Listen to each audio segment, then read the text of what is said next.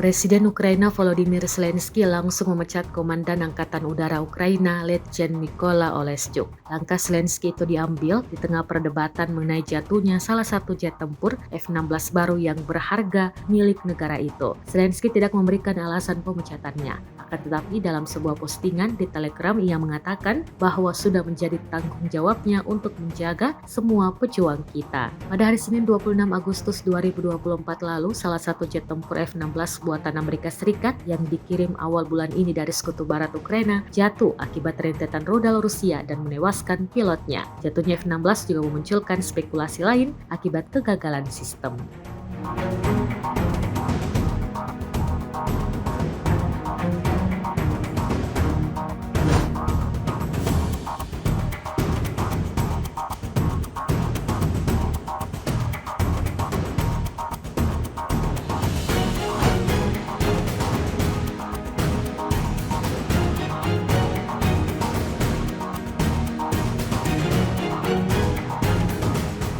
Download Tribun X sekarang, menghadirkan lokal menjadi Indonesia.